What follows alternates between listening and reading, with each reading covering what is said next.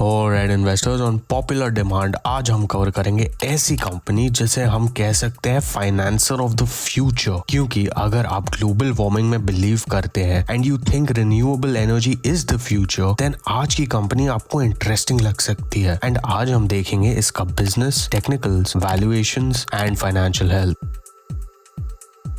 Indian renewable energy development agency या IRDA एक financing company है जिसका फोकस है रिन्यूएबल एनर्जी प्रोडक्ट्स को फाइनेंसिंग में हेल्प करने का। और ये आज से नहीं, पिछले 37 इयर्स से इस फील्ड में है। ये कंपनी इनकॉर्पोरेट हुई थी इन 1987 एंड तब से अब तक की जर्नी आपकी स्क्रीन पे है। इसमें से एक इंटरेस्टिंग चीज हुई इनके साथ इन 2017, जहां ये पहले इंडियन फाइनेंशियल इंस्टीट्यूशन थे जिसने ग्रीन मसाला बॉन्ड्स रेज किए जो London and Singapore stock exchanges पे लिस्ट हुए। 2022 में गवर्नमेंट ऑफ इंडिया ने 1500 करोड़ दिए इन्हें कैपिटल के तौर पे। 2023 में रिजर्व बैंक ऑफ इंडिया ने इन्हें इंफ्रास्ट्रक्चर फाइनेंस कंपनी का दर्जा दिया, जो कोई भी फाइनेंसिंग कंपनी के लिए एक बहुत बड़ा दर्जा है। बाकी सब फाइनेंसिंग ठीक है, लेकिन इन्होंने ब्लू स्मार्ट को भी फाइनेंस किया है। अगर आपने दिल्ली कभी ट्रैवल किया है तो ब्लू स्मार्ट की टैक्सी सर्विसेज के बारे में आपको पता ही होगा, बहुत शानदार है। अब इनके प्रोडक्ट समझने से पहले रिन्यूएबल एनर्जी क्या एनकम्पस करती है समझ लेते हैं। Renewable energy can be divided into two parts, traditional and emerging. Traditional में आ गया सोलर, हाइड्रो, विंड, इथेनॉल जैसी technologies. And emerging technologies include करती है battery management systems, electric vehicle and charging infrastructure, pumped storage, hydro, fuel cells and renewable energy में जो components use होते हैं वो।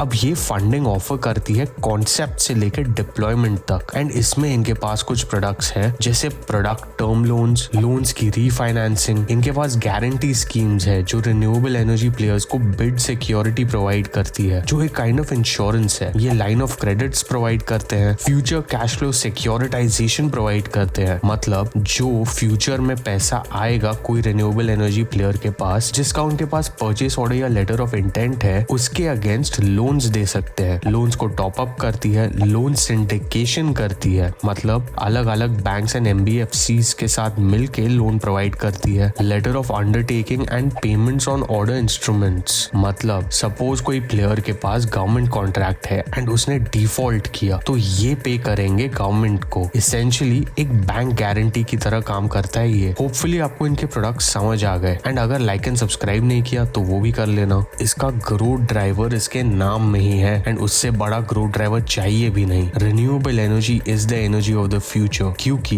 ग्लोबल वार्मिंग के चलते आज जो गर्मी मेरे नॉर्थ के ब्रोज एंड सिस्टर्स फेस कर रहे हैं वो और बुरी होने वाली है। एंड कार्बन एमिशंस कम करने के लिए ग्रीन एनर्जी तो अडॉप्ट करनी ही होगी। अब इस कंपनी के कुछ चैलेंजेस भी है। सबसे पहला तो है सही प्रोजेक्ट को फंड करना, क्योंकि अगर ये वो नहीं कर पाए तो हो सकता है कि इनके नॉन परफॉर्मिंग एसेट्स उर्फ एनपीएस बढ़ जाए, जिसकी वजह से इन्हें रेगुलेटरी चैलेंज फेस करने पड़े। तो प्रोजेक्ट रिस्क तो है इस कंपनी पे। नेक्स्ट, ये एक गवर्नमेंट ओन्ड कंपनी है एंड अगर ये गवर्नमेंट की ब्यूरोक्रेसी की तरह ऑपरेट करे तो दिक्कत हो जाएगी, जैसे बाकी पीएसयूज को होती है। Here is a look at the management for you to go through. Make sure you do your research on them. Technicals में सिंस कंपनी नई है मार्केट में, वीकली चार्ट्स पे ज्यादा कुछ नहीं है देखने के लिए। डेली चार्ट्स पे कंपनी का मेजर रेजिस्टेंस 213 के आसपास है एंड मेजर सपोर्ट 125 के आसपास। इसके वैल्यूएशंस काफी अलग है compare to our other valuations, क्योंकि पहले तो मुझे बैंक्स एंड एनबीएफसीज का वैल्यूएशंस करना पसंद ही नहीं है। सेकंड, फाइनेंशियल सर्विसेज फर्म्स के लिए जनरली डिविडेंड मॉडल यूज करते हैं, लेकिन इसने डिविडेंड्स दिए नहीं है। सो I went with a free cash flow to equity model। लेकिन अगेन फाइनेंशियल सर्विसेज फर्म के लिए डेट रॉ मटेरियल है, मतलब उधार लेते हैं और उसे हायर इंटरेस्ट पे लेंड करते हैं। तो इसमें कैपेक्स क्या होना चाहिए एंड वर्किंग कैपिटल क्या होना चाहिए, काफी प्रॉब्लमैटिक है। सो एक कॉमन रेगुलेटरी टर्म है जो आपने सुना होगा, कैपिटल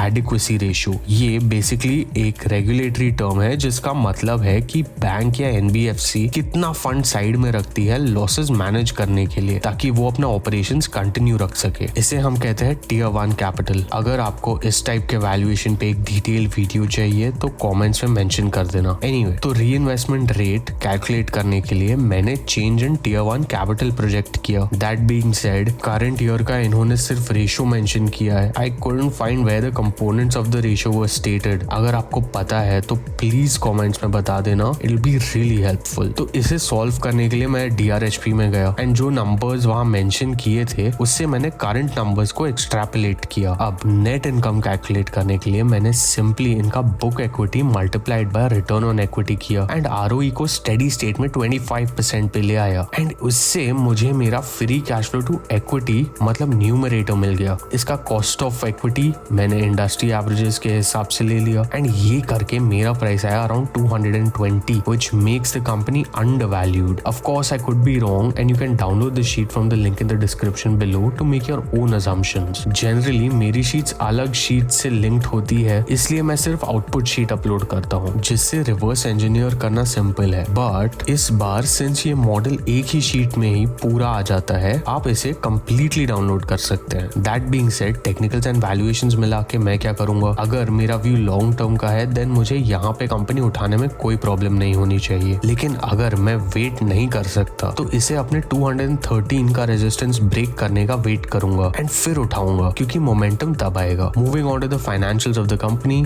इसका मार्केट कैप 50,000 करोड़ के आसपास है, रोस 9.5 का है एंड ROE 17 का है। स्टॉक का P 40 के आसपास चल रहा है। P&L पे कंपनी का रेवेन्यू इंक्रीज हो रहा है एंड दिस ईयर इन्होंने हाईएस्ट एवर रेवेन्यूज पोस्ट किए हैं। एज आई सेड अर्लियर, इनका रॉ मटेरियल डेट है and therefore interest is counted as expense and इनका फाइनेंसिंग मार्जिन 35% का है, विच इज ग्रेट। ऑल्सो इन्होंने highest ever net profit post किया है। स्क्रीनर पे इसके balance sheet and cash flows देखने से कुछ ज्यादा समझ नहीं आएगा, so you can study that in the financial reports. Ratios में बैंक्स एंड NBFCs के लिए एक ही इंपॉर्टेंट है, which is return on equity, जो बढ़ रहा है। शेयर होल्डिंग पैटर्न में प्रमोटर्स के पास 75% स्टेक है, FIIs के पास 1.5%, DIIs के पास 1% एंड पब्लिक के पास 22% स्टेक है। अगर आप वीडियो यहाँ तक देख रहे हो मतलब आपको कंटेंट पसंद आ रहा है, तो please consider buying me a coffee to support the channel from the link in the description below. I will see you